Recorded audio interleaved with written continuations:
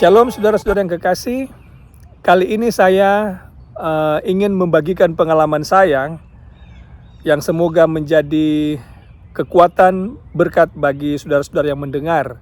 Ini adalah kesaksian pengalaman saya bagaimana berkuliah di Andrews University Amerika Serikat mulai dari tahun 2015 sampai tahun 2019 yang lalu. Saya memuji Tuhan karena Tuhan izinkan saya bersama keluarga, istri, dan 2 orang anak waktu itu untuk datang berkuliah di kampus ini. Saya dibaptis menjadi anggota Gereja Mahasiswa Advent hari ke-7 pada bulan Juli 1995. Kemudian pergi ke Unclub, ke Kelabat University, berkuliah di sana. Sejak saat itu nama Andrews University sudah saya dengar. Dan tempat ini adalah menjadi impian banyak orang untuk datang bersekolah di tempat ini, termasuk saya. Jadi dengan diizinkan Tuhan berkuliah di tempat ini sesuatu yang tidak bisa saya pikirkan karena di luar kemampuan saya untuk ini seperti tidak mungkin begitu ya. Tapi Tuhan izinkan saya datang. Nah, tiba di sini musim salju, cukup dingin. Orang Indonesia yang tidak punya musim dingin di sana pasti akan susah tiba di sini. Dan itu yang terjadi. 3 bulan pertama kami tinggal di sini, kami tinggal dengan sepupu, dan itu juga adalah berkat besar yang Tuhan berikan karena ya kami datang dengan kondisi keuangan yang bukan cuma tidak cukup, lebih dari tidak cukup, di bawahnya maksudnya. Jadi tinggal dengan sepupu 3 bulan, saya harus bekerja sambil berkuliah. Jadi saya berkuliah di siang hari dan bekerja di sore sampai malam hari. Saya ingat saya bekerja di beberapa tempat. Yang pertama saya pernah bekerja di custodial department, membersihkan gedung, membersihkan ruang kelas, membersihkan kamar mandi, WC, dan lain sebagainya. Kemudian saya juga bekerja di kafeteria di malam hari mulai dari jam 7.30 sampai 10.30. Karena ini musim salju, saya ingat betul pada beberapa malam ada badai salju yang hebat, tapi saya harus bekerja. Jadi dengan menggunakan celana berlapis-lapis, 3 layers mungkin waktu itu saya kurang ingat, tapi berlapis-lapis dengan jaket berlapis-lapis, kemudian penutup kepala, penutup tangan, dan boots, jalan kaki kurang lebih 1 mile menuju tempat bekerja. Dan itu saya lakukan hampir setiap hari. Puji Tuhan, tidak ada hal-hal yang tidak ada hal-hal yang mengkhawatirkan yang terjadi. Semua berjalan dengan baik dan saya yakin itu juga adalah pertolongan Tuhan. Lalu saya dengan istri berpikir kami harus cari tempat tinggal sendiri karena kan tidak enak juga kalau bersama dengan sepupu terlalu lama. Jadi kami memutuskan untuk menerima tawaran bekerja di satu tempat yang jaraknya 20 menit dari sekolah. Jadi kami harus bekerja di sana. Pekerjaan ini adalah live-in staff. Jadi bekerja, mengurus klien, membersihkan klien, memandikan, dan sebagainya. Tapi benefit yang kami terima adalah kami tinggal di situ, tidak perlu bayar rumah, tidak perlu bayar makan karena makan di situ, internet juga disiapkan. Tapi saya sambil berkuliah. Jadi setiap hari saya harus drive 20 menit ke Andrews, kembali lagi ke rumah, tinggalkan istri sendiri di tempat bekerja. Nanti saya pulang ke rumah sore. Karena selain menghabiskan waktu di gedung ini adalah gedung seminari di mana kami bersekolah setiap hari. Setelah selesai di situ, saya harus pindah ke gedung yang sana. Itu adalah library, James White Library, di mana saya menghabiskan berjam-jam, banyak sekali jam yang saya harus habiskan di situ untuk menyelesaikan tuntutan-tuntutan mata pelajaran atau tuntutan kuliah ya, assignments dan lain sebagainya.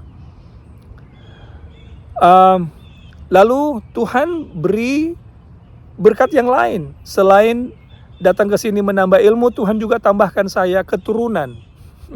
Pada September 2017 Tuhan karuniakan anak yang ketiga lahir di sini, lahir di Amerika. Karena istri melahirkan, otomatis dia tidak bisa mensupport saya dalam bekerja, jadi dia harus berhenti bekerja. Jadi saya sendiri sekarang yang bekerja dan harus pindah ke apartemen yang lebih memadai oleh karena baby yang baru lahir. Jadi kami pindah lagi ke Berrien Springs di luar kampus dan saya mulai bekerja malam hari. Saya bekerja saudara 12,5 jam, mulai dari jam setengah 9 malam. Pulang kerja saya clock out itu jam 9 pagi, jadi tiba di rumah kurang lebih 9.15 karena jarak dari rumah ke tempat pekerjaan kurang lebih 10 menit. Jadi itu yang saya lakukan. Tidak tidur satu malam selama bekerja. Dan pekerjaan ini saya jalani kurang lebih 3 tahun untuk memenuhi semua pengeluaran di rumah, biaya rumah, kemudian makan, lalu bensin, asuransi mobil, internet, cukup besar. Dan itu saya yang bekerja, saya sendiri yang bekerja, tidak ada support dari yang lain. Tapi puji Tuhan, Tuhan berikan saya kesehatan yang membuat saya mampu lakukan ini karena saya tidak pernah sakit. Ini berkat yang Tuhan berikan. Selama berkuliah, saya tidak pernah absen di kelas. Selama bekerja, saya tidak pernah absen bekerja. Juga komitmen saya kepada Tuhan adalah saya akan beribadah setiap hari Sabat, tidak akan pernah absen. Supervisor di tempat pekerjaan, saya sudah sampaikan dari awal ketika saya diterima bekerja, saya bilang, saya ini adalah pemelihara hari Sabat. Saya tidak akan bekerja pada hari Sabat meski dijadwalkan bekerja. Dan puji Tuhan, mereka menghormati, menghargai keyakinan saya, keputusan saya untuk tidak bekerja, dan saya tidak pernah bekerja hari Sabat selama saya bekerja di sini. Sampai hari ini. Nah, saudara yang kekasih, bulan September 2016 juga Tuhan buka berkat yang lain, pintu yang lain bagi saya, yaitu dengan melalui jemaat Misdak, jemaat Indonesia yang ada di Michigan. Jadi saya melayani jemaat ini, diminta untuk melayani, jadi saya layani, dan melalui kebaikan hati anggota-anggota jemaat, mereka juga menyiapkan financial support untuk pendidikan saya. Dan dengan bantuan ini, saya bisa meneruskan saya punya pendidikan di Andrews. Tantangan ekonomi cukup berat di sini, saudara yang kekasih. Tetapi saya bersyukur institusi di mana saya bersekolah ini, yaitu Andrews University ini, dari student finance atau student department, mereka ini adalah orang-orang paling tidak di zaman saya ya, orang-orang yang cukup membantu. Mereka tidak suka menyulitkan student. Jadi kalau student punya hutang, mereka tidak langsung bilang, oke, kamu tidak boleh berkuliah dan lain sebagainya, atau kamu harus bayar dan lain sebagainya. Bukan itu yang mereka lakukan, tapi mereka menawarkan solusi kepada kami yang berhutang ke sekolah. Jadi kami dibantu. Saya menerima scholarship dari sekolah, dan itu juga menjadi salah satu sumber support saya punya pendidikan di sini. Dan alhamdulillah, puji Tuhan, pada bulan Agustus tahun 2019 saya ditamatkan dari Andrews University dan mendapatkan gelar Master of Divinity atau MDiv. Sebenarnya ingin melanjutkan kembali pendidikan, tetapi COVID datang tahun 2020 menghentikan semua semua kerinduan saya untuk melanjutkan sekolah. Dan mungkin ini yang saya juga bisa saksikan kepada saudara. Setelah tamat dari MDiv, saya kemudian melanjutkan aplikasi saya untuk program selanjutnya, doktor saya. Tetapi tahun 2020 semua ini berhenti oleh karena COVID.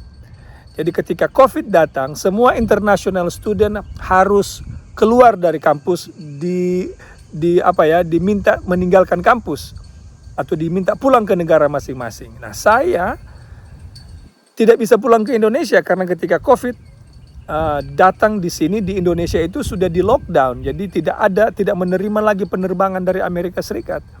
Tidak bisa masuk ke Indonesia. Jadi saya stuck di sini, tidak bisa ke sekolah, juga tidak bisa pulang ke Indonesia. Artinya saya akan end up illegal di Amerika. Karena kalau student visa itu tidak bersekolah, itu ilegal di sini. Dan saya tidak mau jadi orang ilegal. Nah, Tuhan buka jalan bagi saya di sana lagi. Satu jalan lagi Tuhan buka. Karena tidak bisa sekolah, tidak bisa pulang, berisiko untuk ilegal, Tuhan buka jalan yang lain, yaitu tiba-tiba satu kali tanpa tidak ada hujan, tidak ada badai, tidak ada tanda-tanda apa-apa. Tiba-tiba saya terima email dari sekolah di mana saya bekerja sekarang. Kepala sekolah dari sekolah ini menghubungi saya, menanyakan kalau sekiranya saya berminat untuk bergabung melayani di sekolah itu, karena mereka lagi mencari seseorang untuk bekerja sebagai kepala asrama, menjabat sebagai kepala asrama di sekolah itu. Jadi saya bilang mungkin ini jawaban Tuhan. Jadi saya langsung mengambil opportunity itu. Jadi diteleponlah saya oleh kepala sekolah, kemudian saya ditawarkan untuk datang berkunjung. Kami kunjungi sekolah itu ada di Tennessee. Jadi 10 jam kami ke sana dari Michigan, melihat sekolah ini dari dekat. Dan setelah di interview, mereka bilang, oke, kalau kamu ingin bergabung, kamu boleh datang kapan saja. Jadi saya kembali ke Michigan, melaporkan hal ini kepada supervisor saya, karena saya waktu itu masih bekerja di sini. Saya bilang saya akan pindah ke Tennessee. Dan saya pindah ke Tennessee pada bulan April 2020 ketika COVID sementara hangat-hangatnya.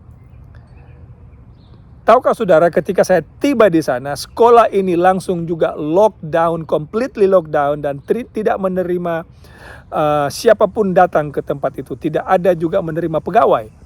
Jadi saya orang terakhir yang datang ke sekolah itu, lalu sekolah itu lockdown selama COVID. Saya yakin ini jawaban Tuhan kepada keluarga saya. Nah, sekarang saya bekerja di Harbor Hills Academy, Tennessee sebagai kepala asrama. Kemudian saya juga mengajar Alkitab di high school di sana.